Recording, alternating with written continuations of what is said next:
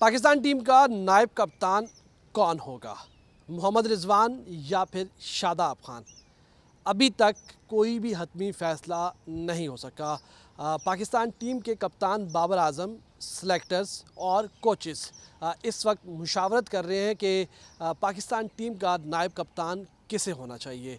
Mohammad Rizwan test में vice captaincy कर चुके हैं रेड बॉल में, और जबकि शादाब खान जो है वो वाइट बॉल में वाइस कैप्टनसी कर चुके हैं, और दोनों कप्तानी के मजबूत तरीन उम्मीदवार थे, लेकिन दोनों को कप्तान नहीं बनाया गया। और अब एक बार फिर दोनों को वाइस कैप्टन जो है वो बनाने का सोचा जा रहा है, लेकिन कुछ सेलेक्टर्स की ये राय है कि शादाब खान को एक बार फिर से जिम्मेदारी जो है वो सौंपी जानी चाहिए, जबकि कुछ लोगों की ये राय है, जो पीसीबी के सेलेक्टर्स हैं उनकी ये राय है कि मोहम्मद रिजवान को पाकिस्तान टीम का नायब कैप्टन होना चाहिए, क्योंकि उनमें इतना पोटेंशियल है कि वो पाकिस्तान टीम के अगले कप्तान हो सकते हैं। तो उनकी सलाहियतों को देखते हुए ज़्यादा झुकाव जो है इस वक्त मोहम्मद रिजवान की तरफ नज़र आ रहा है, लेकिन कुछ सेलेक्टर्स ये चाहते हैं कि शादाब खान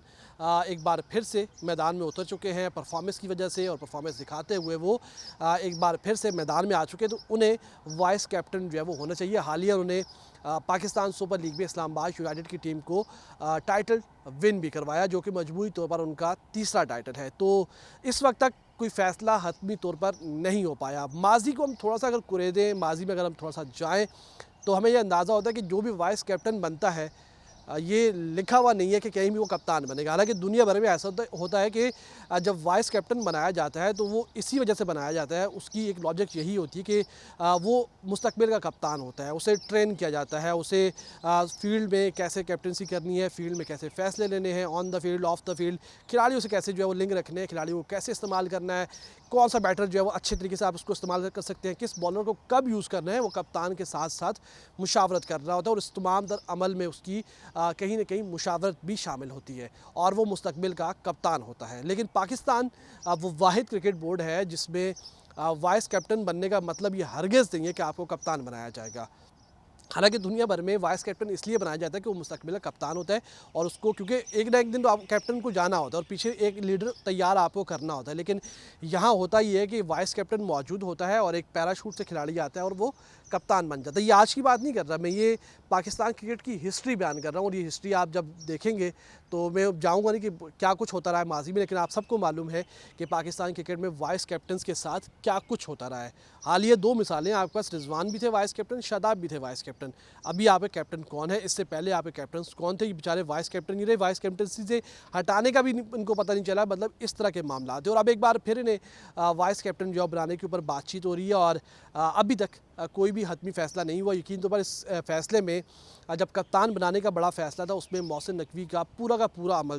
दखल था। गो कि वो कहते हैं कि मैं इंटरफेरेंस नहीं करता, मुझे जो है वो ये सिलेक्शन कमेटी ने नाम दिया, लेकिन ज़राए बताते हैं कि बाबर को कप्तान बनाने में मोहसिन नकवी का ही किरदार था, और वही बाबर आजम को कप्तान दोबारा देखना चाहते थे। और ये सिलेक्शन कमेटी जिसे आप कह सकते हैं कि एक डमी सिलेक्शन कमेटी थी, जिसका अपना कोई फ़ैसला नहीं था, क्योंकि 3-4 महीने पहले इसी वहाब रियाज ने कहा था कि बाबर को कप्तान नहीं होना चाहिए क्योंकि इसने हमें कोई भी आईसीसी इवेंट नहीं जितवाया। रज़ाक ने 1-1.5 महीने पहले कहा था कि मेरे पास अगर इख्तियारात हों तो बाबर को मैं कभी भी कप्तान ना बनाऊं, लेकिन 1 महीने के अंदर अंदर उन्होंने